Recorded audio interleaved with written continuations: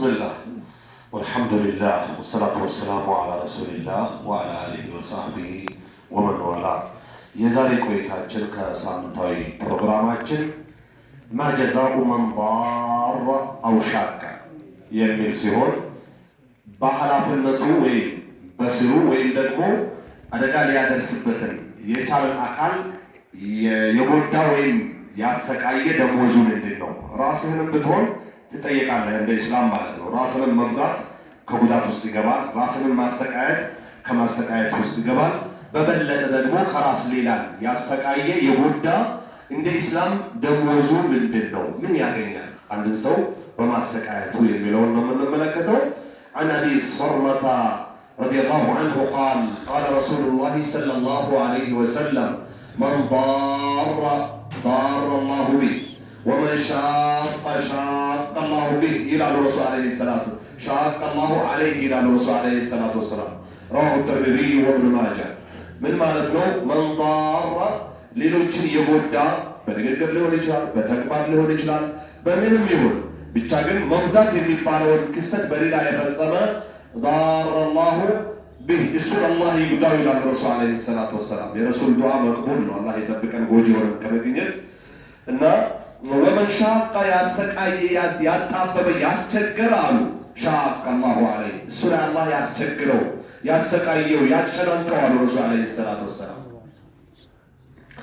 رواه الترمذي وابن ماجه امام الترمذي ابن ماجه يزغبوت زغبانه بتمساساي عن ابي سعيد الخدري رضي الله عنه ان النبي صلى الله عليه وسلم قال لا ضرر ولا ضرار مغداتم يلم بسلام مغداتم يلم ራሱንም የጎዳ ተጠያቂ ነው። ሌላንም አሸጋግሮ የጎዳ በየትኛው ጉዳት በሚባል ነገር እስላም አይፈቅድም።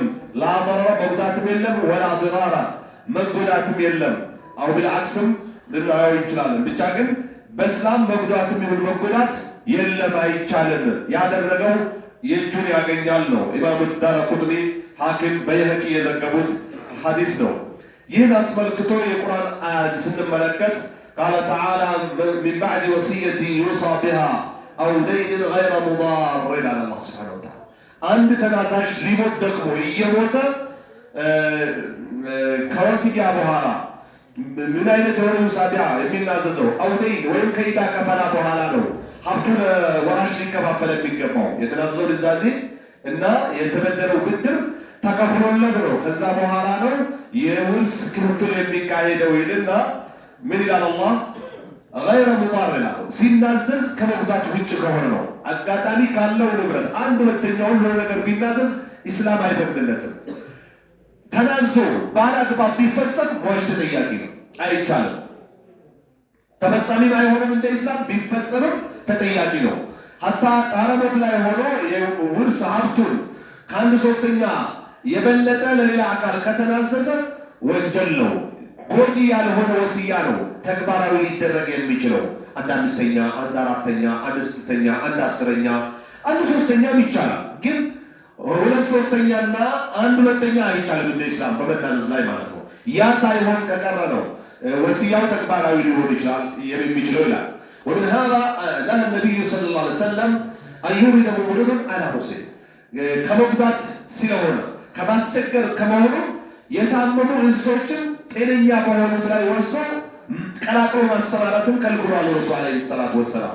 እንስሳን ከእንስሳው ጋር ምክንያቱም የታመመችው ባለችበት ነው እንክብካቤ ማግኘት አለባት። ያልታመሙትን እንዳትበክል ወስዶ መቀላቀል አይቻልም። لما في ذلك من ضرر ሌሎች እንስሶችን መጉዳት ስላለበት ነው። ዲን እስላም የሰውን ብቻ አይደለም የእንስሳን ጉዳት እና ስቃይ ሰቀቀን ይጠብቃል። وكذلك نهى النبي صلى الله عليه وسلم الجزمة ونهوا ቁምጥና በሽታ ያለባቸውን ከጤነኛ ሰዎች እንዳይቀላቀሉ ወይም ጤነኞች ቆማጣ የሆኑ አካሎች ጋር ሄዶ እንዳይቀላቀሉ ከልክሏል። ለምን? ጉዳት እንዳይፈጽም ማለት ነው። የመዛመት በሽታ እንዳይፈጠር ማለት ነው። አውቆ አንዳንድ ጊዜ እኔን ያመመኝ አንተንም የሚል አይነት ነገር መስራት እንደ እስላም ህመምህ ሌላን አካል እንዲያመው መመኘትም የሆነ ነገር መፈጸም እንደ እስላም የተወገዘ ወንጀል ነው። مخالطة الناس وهذا وغيره داخل في قوله تعالى يهم لنوچንም የጉዳት አይነቶችና የማጣረብ የማጫነቅ አይነቶችን ደምረን ብንመለከታቸው በአላህ ቃል ውስጥ ይካተታሉ።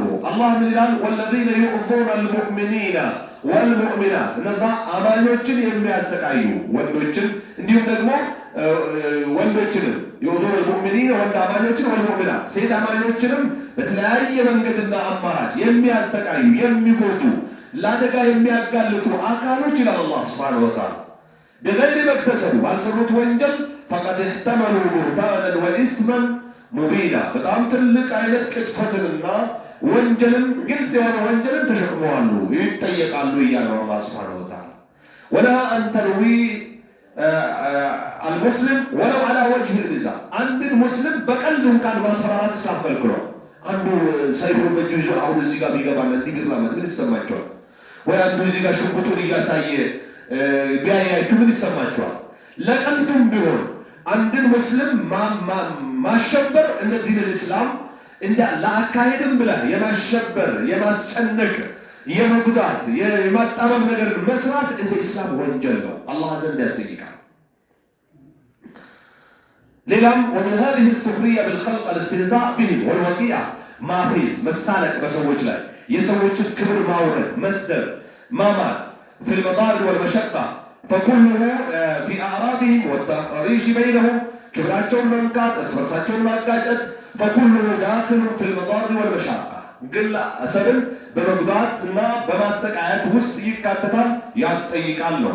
الموجبة للعقوبة ምንን የሚያረጋግጥ የሆነ ቅጣትን የሚያረጋግጥ ሆነ وكما يدل الحديث بمنطوقه حديث ልክ እንዳነጋገሩ ድምፁን የአረብኛውን የረሱልን ሰለላሁ ዐለይሂ ወሰለም ንግግር የአላህን ቃል ስናነበውና ስንተረጉመው እንደሚያመላክተው ሁሉ መፍሁም አለው። በተቃራኒ የምንረዳው ነገር አለ። من ضار وشاق ضره الله وشق عليه ሰዎችን የጎዳ ያሰቃየ ያጣበበ ያጨናነቀ አላህ ይጉዳው ያጣበው ያጨናነቀው የረሱል እርግማን ነው። فإن مفهومه ተቃራኒ ግን የምንረዳው ነገር يدل على أن من أزال الضرر والمشقة ጉዳትና ማጣበብ ማጨናነቅን ማሰቃየትን ያስወገደ ለሌላ አካል አንድ ሙስሊም ሊሆን ይችላል፣ በዋናነት ሌላም ሊሆን ይችላል። فإنه يجلب له الخير ይሄ ነገር ለሰሪው አካል ምን ያመጣለታል? ኸይር ያመጣለታል የሚለውን የምንረዳ ይሆናል። ويدفع عنه الضرر والمشقة يقول ሊገጥሞ የቀረበን ጉዳትና ስቃይ ሰቀቀን ጥበትን አላህ ያስወግድለታል። ለማን በመቆሙ ለሌላኛው ወንድሙ በመቆሙ የሚል ያስረዳናል። ለምን ጀዛአው ወፋቃ የሚዛመድ የሆነ ምንዳ ነውና سواء كان متعلقا بنفسه أو بغيره ከሱ ትስስር ያለው ቢሆን በሌላም ጋር ትስስር ያለው ቢሆን ያው ነው እና በተቻለን መጠን ጠቃሚዎች እንጂ ጎጂዎች መሆን እንደ እስላም የተወገዘ ተግባር ነው። እኛ ሙእምን አማኝ ሙስሊም ይጠቅማል እንጂ አይጎዳም፣ ለመጥቀም እንጂ ለመጉዳት አይንቀሳቀስም። ያ በሆነ ቁጥር በዋናነት የጎዳ ያለው ማለት ነው ራሱን ነው ብለዋል ረሱል አለይሂ ሰላቱ ወሰላም። አላሁ ፊ አውኒ ልዓብዲ ማ ካነ ልዓብዱ ፊ አውኒ አኺሃ። አላህ በአንድ ግለሰብ በአንድ ባሪያው እገዛ ውስጥ ነው። ያ ባሪያ ሌሎችን በኸይር ለማገዝ በጣረ ቁጥር አንድ ወንድም ለሌላ ወንድሙ ሩቅ በሆነበት አጠገቡ ሳይኖር ዱዓ ካደረገለት ለሱ ባደረገው አይነት ለሱ ደግሞ እነማን ዱዓ ያደርጉለታል? መላኢካዎች። ይህ ማለት ነው መላኢካዎች لا يعصون الله ما أمرهم ويفعلون ما يؤمرون። والله የማያምፁ አላህ ያዘዛቸውን የሚፈጽሙ ተማጽኗቸው ተቀባይነት ያላቸው የአላህ ባሪያዎች ናቸው። መላኢካ ዱዓ የሚያደርግለት ሰው መሆን ነው እንጂ መሆን ያለብን መላኢካ የሚያዝንበት ሰው የሚያዝንበት አንድን አካል ስትጎዳ እሱን በመጉዳት አንተ ልትረቃ ትችላለህ፣ እኔ ልረቃ ይችላለሁ። ነገር ግን ያን የሚታዘብ ሰው ሁሉ አንተ ልረቅማ እንበል። እናቱን መታ አባቱን መታ እንበል። የሰማ ሰው ምን ይላል? እንደው የእጁን ያግኝ ያላህ አላህ ይብታው ያውጣለት እየተባለ ያላወቀው ያልሰማው ቦታው ላይ ያልተሳተፈው ይረቅማል። በተመሳሳይ እንበልና በተቃራኒ ለወላጅ አባቶቹ እናቱ በጣም ጥሩ ሰው ነው ከተባለስ በተመሳሳይ አሁን እንደው አላህ ወላጅ የሚል የወላጁን ሀቅ የሚወጣ ልጅ ይስጠው፣ አንዳንዴው ሪዝቁን ይክፈትለት፣ ጤናው ሙሉ ያድርገው እያለ ያላየ ያልሰማ ያላወቀው በቦታ ያልነበረ ሰው ይመርቀዋል ማለት ነው። ስለዚህ መልካምን በመስራት ከሰዎች የምንመረቅ እንጂ ጉዳትና ማጣበብ ጭንቀቶችን በመስራት በሰማን ሁሉ የምንረገም ሰዎች ከመሆን ጥንቃቄ ልናደርግ ይገባል። ሁሉም እያንዳንዳችን ለማለት ያህል ነው። የዛሬ ቆይታችን ይሄን ይመስል ነበር። አላህ እናንተንም በሰማችሁት የምትጠቀሙ እኔንም ባሰማኋችሁ ከአላህ እንገናኝ አላህ ያድርገን እያልኩኝ ሁላችንም አላህ ውድ ቤትና ውድ ዲን እስላም እንደተገናኘ ነው ውድ ሽልማት በፊርደውስ የምንገናኝ አላህ ያድርገን። ወሰለላሁ ወሰለም ዐላ ነቢይና ሙሐመድ ወዐላ አሊሂ ወሰህቢሂ ወሰለም።